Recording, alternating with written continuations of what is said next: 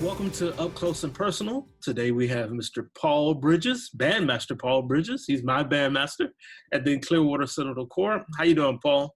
Tell us a little bit about yourself. I'm doing well, Daryl. All right. Well, I was born in West Palm Beach, Florida. Lived there for 6 weeks. Got tired of it. To get me out of here. My parents are retired now, but they were Salvation Army officers. So they were stationed in West Palm Beach at the time. They were transferred to Atlanta, Georgia. Nice.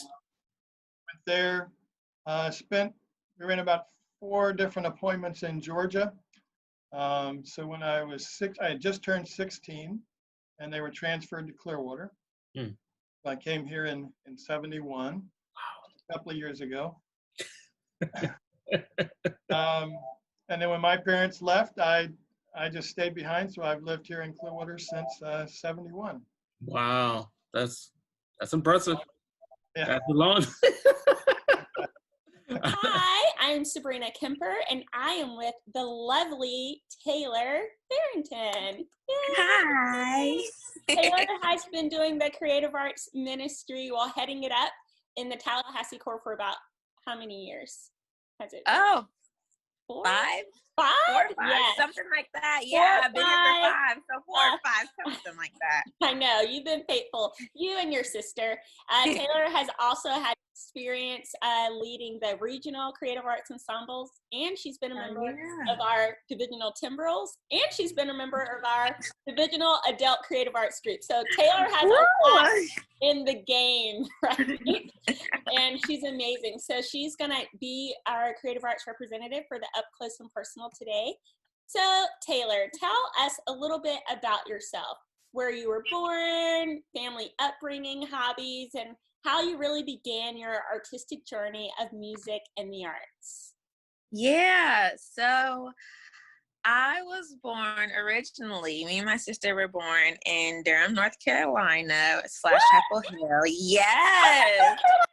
Know that? Yes. Yeah, my whole dad's side of the family is from Chapel Hill. Love it. And then when I was like 2 or 3 months old, my mom and dad moved away from everybody down to little Mableton, Georgia. And so I grew up there in this little house. And I had a great upbringing. Like, you know, it was great. Like, I love my mom, my dad, my family. So one day my mom made us watch these videos. Like, she was a teacher, so she would make us watch like all these educational videos. And there was this big, I don't even know what show it was, but this big yellow bear. And it wasn't Hip Hop Harry, because that was a whole nother level of something. But it was like this big old yellow bear, and the people was sing and dance like throughout the whole like little movie thing. And me and my sister and my brother like loved it. So we would just sit up there and dance all the way through. You know, remember Shark Tales? Yes. So you know how at the very end, like they had the big old dance break with the fish and the sharks and all that. Oh, yeah. So my dad, my brother, like we all loved it. And there was like this whole like tutorial for the dance video. And so me and my brother started doing it, right? And so we learned it. But my brother was 10,000 times better at it than me. So I was like, but I enjoyed it. But it was just like, Reynolds, you really did that. And I was like, oh, this is cute. We're like brother and sister dancing together. And then we just kind of been dancing ever since. So, yeah. Nice. Oh, so it's a family affair. Yeah. When did you start playing a horn? Like, how did you begin your artistic journey? Like, when did that happen? When I was in Atlanta, my parents were stationed at the training school. So I attended the Atlanta Temple Corps, and they started up a YP band. I was probably maybe 12. I had taken piano lessons when I started about 8. Wow, I did not know this. Cool. I took piano lessons for about 5 years. But of course, like everybody else, I didn't practice like I should. I'd rather be outside playing ball. Uh-huh. So, but I took for 5 years, so I know enough to then when I was about 12, they started this YP band program. So I actually started on horn in the YP band. When I went to high school, they didn't know what to do with an E-flat alto horn in the band. Yeah, it's true. So I switched to cornet, Nice. and that's how I got started. Who would you say has been your greatest influence in your life as it relates to your autistic journey? Honestly, say my brother, because he just gets it. Like, you know how he's one of those people to where you just watch and you watch him go, and you just sit back amazed at whatever he does. And so just watching him dance, like I remember, like I went through this period where I just got so mad at everything. Like I stopped dancing and everything. Like I stopped dancing, I stopped drawing, I stopped doing everything that I typically do.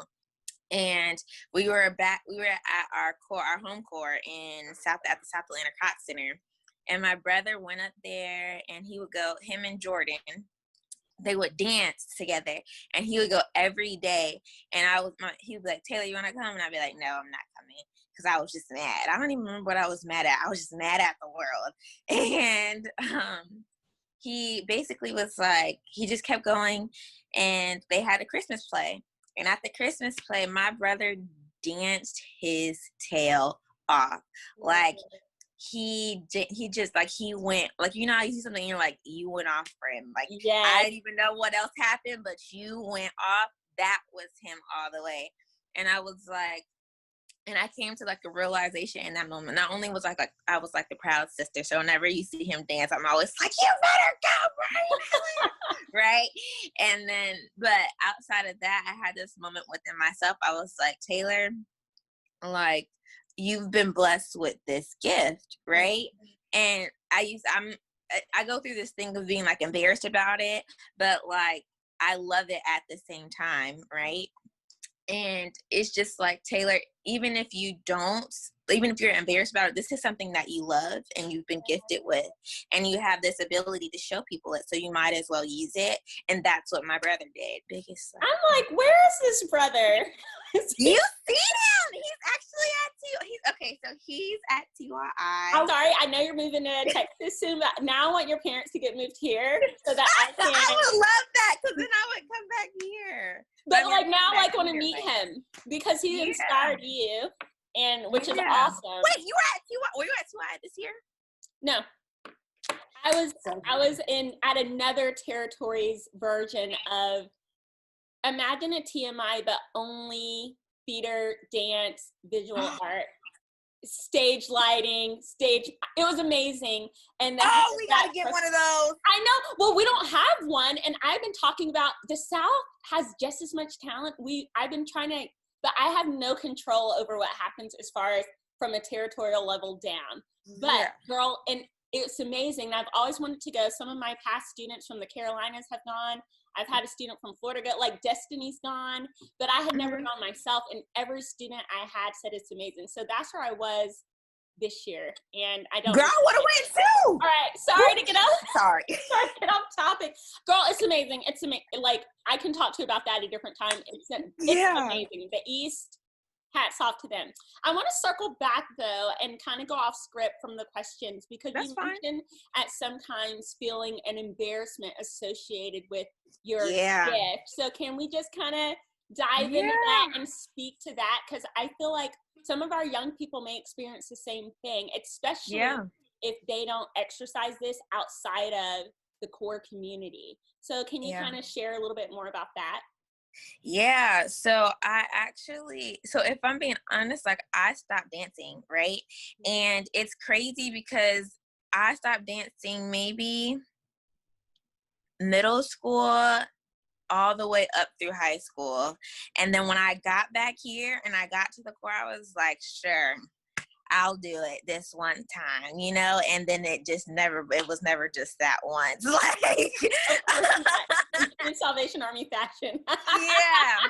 And it's just, but the thing is, even when I started back dancing here, it was a literal battle. I was like, I would be embarrassed about it. And I don't even know where the embarrassment came from, because I guess I would see people and I would be like, oh, Taylor, you're not as good as them. Oh. Like, you know, and you have those doubts, right? And so I basically was like, I should just stop. Or I don't know. And then one day, after I saw my brother dance at Tiwa, and I realized like through that and through dancing here in the division and throughout, like it's something I love to do. You know, and so it became like a Taylor, even if you're embarrassed about your gift, like it's something that gives you happiness and brings you a peace at the end of the day. So don't stop doing it. Cause then like, hopefully, like, you know, the goal is to eventually get to a point to where it's like, Taylor, it doesn't even matter like what some random Sally or Joe on the street thinks about you and your dancing. Right. Like you dance for yourself, for happiness, and you dance for Jesus, and that's just enough in that. Is there one person who has been like a great influence in your life as far as like other than you? Not counting you, of course. Not counting myself. Okay, all right. It's hard to narrow it down to one. We're fortunate in Clearwater. For a time we had both Derek Smith and Max Wood as bandmasters. Crazy. Yeah, so two legendary performers, bandmasters, and just amazing Christian example guys. Yeah. But really, the guy that kind of got me started after being in junior band. Then I played second cornet in the Atlanta band. Then when my parents got transferred here in '71, the bandmaster was a guy named Dave Stewart. Actually, Greg Payton's grandfather. Wow. Yeah, he was the bandmaster here at the time. When I came in, he said, you sit on the front row, which I was not prepared at all to solo cornet because I've been playing second cornet. I really hadn't been that much into the horn, you know. Yeah. So it was kind of, here you are, sink or swim. Yep. So really kind of just trying not to embarrass myself, I started working at it more.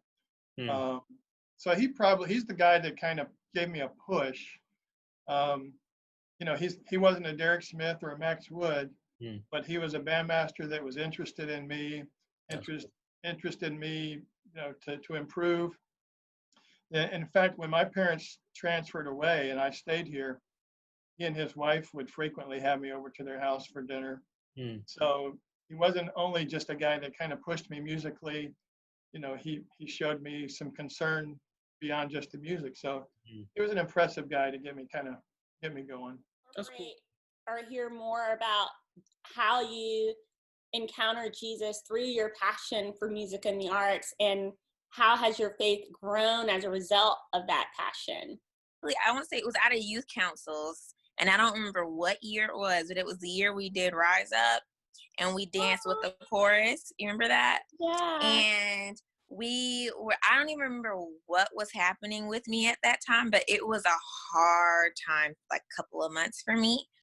And so I remember getting up on the stage, right? And basically, I was, you know, you get nervous before you perform, but it was something different about that day. And you know, we get up there, we start dancing, and like, I'm bawling, like on the, like no one knew that. Yes. I can watch the video in the 9 square, right? In the 9 square, at the very top in the corner. I am like crying, but it was the most beautiful and real feeling, because it was literally like, for however long that song was, it was literally just, it was a me and God thing. Yeah.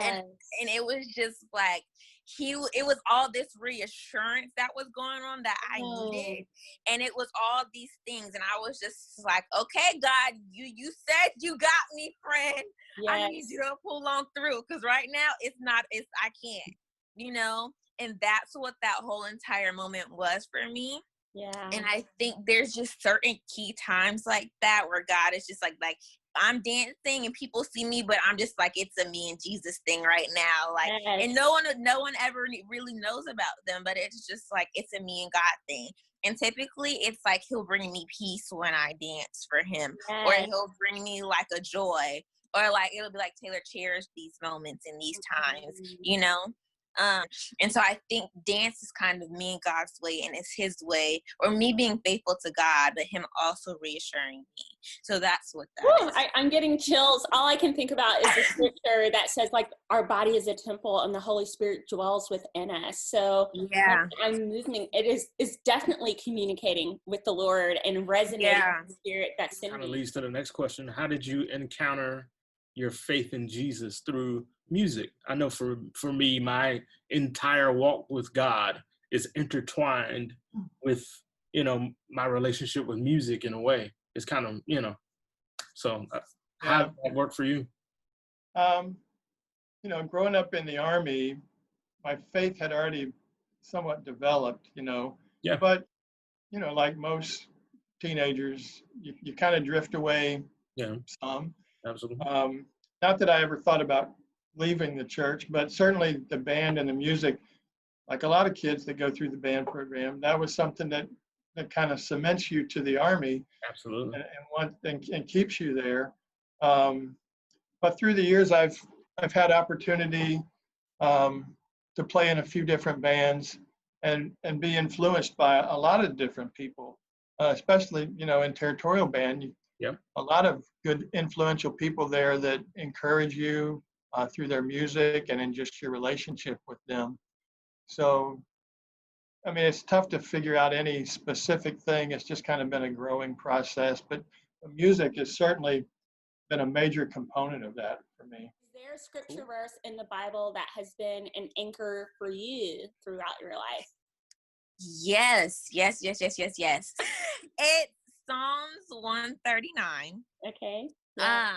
And it's like real typical one that where God talks about how you were beautifully, wonderfully made. But I'm gonna read it for you because I was just like this. Fine. I was like, this thing, like it just hits different. It hits me on a different level. Let me read it for you. And this is David. He says, "You have searched me, Lord, and you know me. You know when I sit and when I rise. You perceive my thoughts from afar. You discern my going out and my lying down. You are familiar with all my ways. Before a word is on my tongue, you, Lord, you know it completely. You hem me in behind and before, and you lay your hand upon me. Such knowledge is too wonderful for me, too lofty for me to attain. Where can I go from your spirit? Where can I flee from your presence? If I go up to the heavens, you are there. If I make my bed in the depths, you're there. If I rise on the wings of the dawn, if I settle on the far side of the sea, even there, your hand will guide me. Your right hand will hold me fast. If I say, surely the darkness will hide me, and the light become night around me, even the darkness will not be dark to you. The night will shine like the day, for darkness is as light to you. For you created my inmost being. You knit me together in my mother's womb. I praise you because I am fearfully and wonderfully made. Your works are wonderful. I know that full well. My frame was not hidden from you when I was made in the secret place, when I was woven together in the depths of the earth. Your eyes saw my unformed body. All the days ordained for me were written in your book before one of them came to be. How precious to me are your thoughts, O God. How vast is the sum of them. And I'll stop right there because that's just... that's my chapter. Word. Yes. It's a word. I got a chill when you read where can I go from your presence, because I'm thinking about the transitional state you're in. And it was just like a prophetic word over you. Like, you can't go anywhere from his presence, and his hand is going to guide you. He knows you, and he knows what he has for you. I guess probably Jeremiah 29:11. For I know the plans I have for you, declares the Lord. Plans to prosper you and not to harm you. Plans to give you hope and a future. It's obviously a promise from God that he knows what's better for me than I know. Amen. So even as a young person, he already knew the plan that he had for me. And if I just follow him, he has amazing things out there for me. Absolutely. I would never have thought, I would have done so many of the things that I've had an opportunity to do. I have 3 amazing kids who are married to amazing spouses who are all Salvation Army officers. Amen. When I was a teenager, those were the last things that ever entered my mind, So, yeah, it's nice to have a promise like that God knows where I'm headed if I'll just let him lead me there. That's awesome. And a good word. What would you say is like a highlight of like a musical, you know, some of the highlights of your musical career, even as a bandmaster or as a player, performer? Like, what Um, top three yeah, or top I two? suppose the highlights would be just different experiences in territorial band. Ah, Um, the first time the territorial band went to London, is I that think that was 90? in 90. Yeah. Yeah. Um, that was really my first experience to go on a trip like that. Mhm. And we played in Royal Albert Hall. We were on the stage with the ISB and the Canadian staff. Cool. And then there was two core bands, Jean Chirping, I think they were called, from Sweden. And who was the other one? Chalk Farm Band Ah, yeah. was there also. So playing the mass numbers with them, and then we were sitting right next to the ISB. Yeah. So I'm sitting in the first cornet row. So my back is to the back of the first trombones in the ISB. Yeah.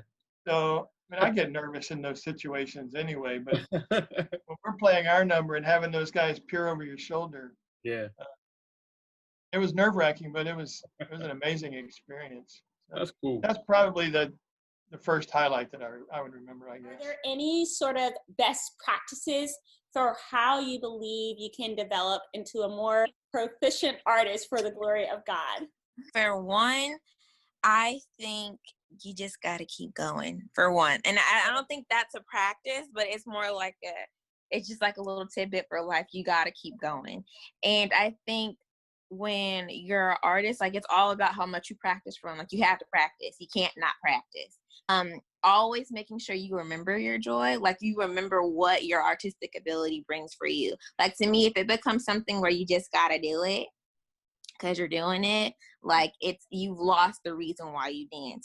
So I think always remembering your reason why, because that'll fuel you. And then I guess for me, it's just like cherish the moment, because you don't get, like, people, you can stop dancing overnight. Like, you can lose that ability. So your gift is special, and time is always fleeting. So I think the moment you can dance, or the moment you can draw, the moment you can play your instrument, whatever the case may be, like, enjoy them and cherish them, because then they're not always going to be there. So thank you so much, Taylor, for sharing with us. And you're such an inspiration and encouragement for me. I love your joy. I love just seeing how you give back to the kingdom in literally every way. And I know you're going to be successful in all you do. What are some of the like best practices for you to develop as a better artist? Because we always want to give our best to the Lord. So it's like, what are some of the things that you've done over the years to, Well, I mean, a couple of things that I haven't done that I should have done.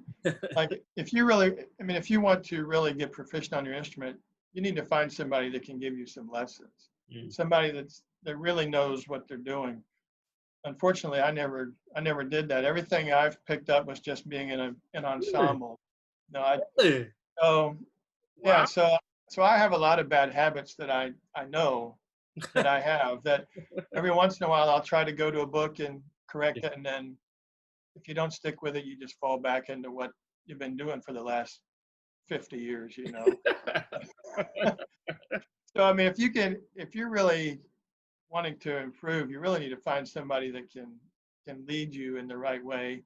And of course, trying to practice every day is going to help. But beyond that, I think you need to listen to other players, to other ensembles. I agree with Listen that. to how somebody interprets music, how they're able to gain control of their instrument and the nuances that they can put through their horn.